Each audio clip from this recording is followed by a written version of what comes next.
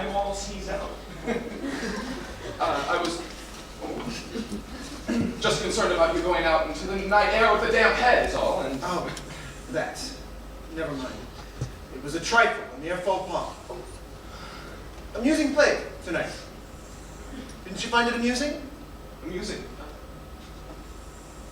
Oh, yes, of course. Oh, true. I haven't lost that much in ages.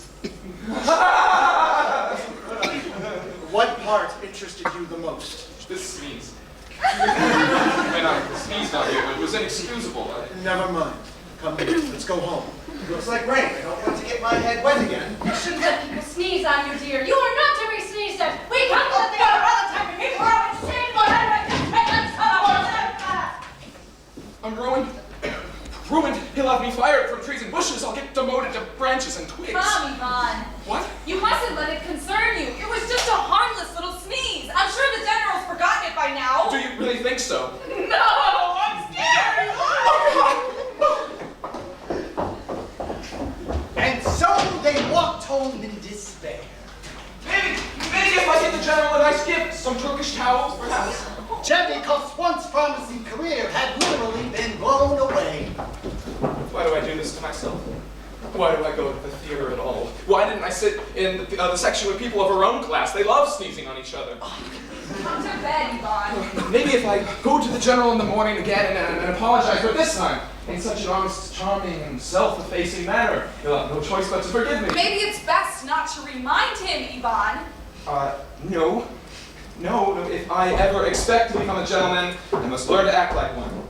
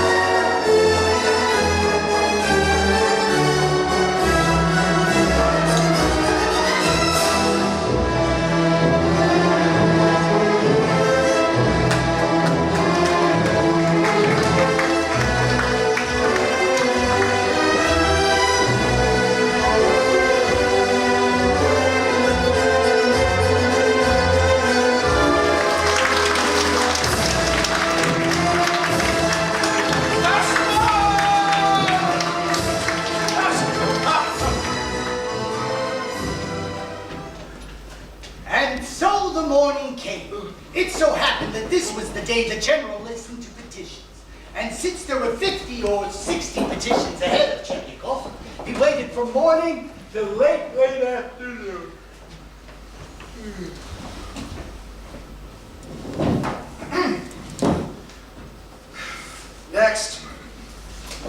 Next! Well, I'm not next, Your Excellency, I'm last. Well then, last. Oh, no. That's me, Your Excellency. What is your petition? Petition? I have no petition. I'm not a petitioner. Then you waste my time. Do you not recognize me, Your Excellency? We met last night under rather explosive circumstances. I'm the sneezer. The what?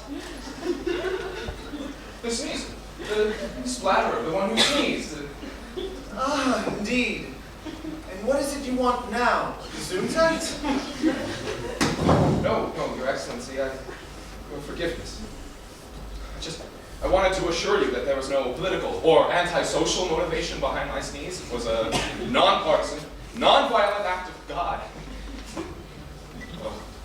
Don't curse the day this protuberance formed itself on my face. It is a hateful nose, sir, and I am not responsible for its indiscretions. Please, punish that which committed the crime, but absolve the innocent body behind it. Please exile my nose, but forgive me, sir. Forgive me, please. My dear young man, I'm not angry with your nose. I'm far too busy to have time for your nasal problems. I suggest you take a hot bath or a cold one. Take something, but don't come to me again with your silly problems. Gibber, gibber, that's all I've heard all day. Gibber, gibber, gibber, gibber. Thank you. God bless you and your wife and your household. May your days be sweet, and may your nights be sweeter than your days. The feeling of relief that came over Chebyakov was enormous. Oh, may the birds in the morning sing at your window, and may the coffee in your cup be strong and hot. The weight of the burden that was lifted was inestimable. May I worship the chair that you sit on, and the uniform that you wear that sits upon the chair that I worship. He walked home singing and whistling like a lark. Life was surely a marvel, a joy, a heavenly paradise. Oh, God, I am happy! And yet, Yet, when he arrived at home, he began to think. have I been the butt of a cruel and thoughtless joke? Had the minister toyed with him? If he had no intention of punishing me, then why did he torment me so unmercifully? If the sneeze meant so little to the minister, why did he deliberately cause Chebyakov to writhe in his bed? To twist in agony the entire night? Chebyakov was furious. I'm furious! He foamed and fumed and paced the night through, and in the morning he called out to his wife, Sonia! Sonia! I have been humiliated. You? Ivan, who would humiliate you? You're such a kind and generous person. Who? I'll tell you who. The General and Minister of Public Parks, Mikhail Vasiliov. What did he do? The swine. I tell you, he humiliated me in such a subtle fashion it was almost indiscernible. His cunning is equal only to his cruelty. He practically forced me to come into his office, to beg on hands and knees. I was reduced to a gibbering idiot. You were that reduced? I must go to him and tell him what I think of him. The lower classes must speak up. The world must be made safe so that people of all nations and creeds, regardless of color or religion, are free to sneeze upon their superiors. Yes, it is he who will be humiliated by I.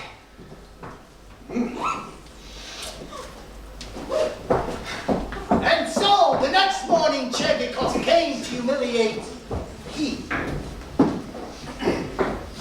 Last. Well, Well, you say. Do you not recognize me, Your Excellency? Look at my face. Yes, you're quite correct. I once again. is you once again who? Chebyakov, Excellency. I have returned, having taken neither a hot bath nor a cold one. Who let this filthy man in? What is it? What is it? What is it, you ask? You sit there in your lofty position as General and Minister of Public Parks, a member of high standing in the upper classes, and ask me, a lowly civil servant, what is it? You sit there in full knowledge that there is no equality in this world, that there are those of us who serve and those that are served. That there are those of us who obey and those that are obeyed. That there are those of us who bow and those that are bowed to. That there are those of us who are humiliated and those that are the cause of that humiliation. And still you ask, what is it? What is it? Don't stand there gibbering like an idiot. What is it you want? I'll tell you what I want!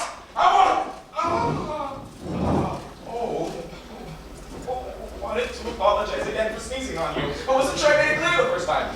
It was an accident, I assure you. Fool! Idiot! Get out of my sight. I never want to see you again. If you come in my line of vision, I will have you exiled forever! What's your name? You cockroaches. You germ spreaders. You insects. No, you are lower than an insect. You are the second cousin of a cockroach. You are the son-in-law of a ringworm. You are the nephew of a bedbug. You are nothing. Nothing! Do you hear me? Nothing! At that moment, something broke loose inside of Chebyakov. Something so deep and vital, so organic that the damage that was done seemed irreparable. Something drained from him that can only be described as the very life force itself. The matter was over, for once, for all, forever. What happened next is quite simple. Ivan Ilyich Cherdikov arrived at home, removed his coat, lied down on the sofa, and died.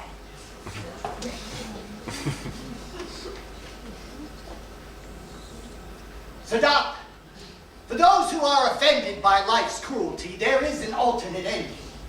Ivan Ilyich Cherdikov went home, removed his coat, lied down on the sofa, and inherited 5 million rubles!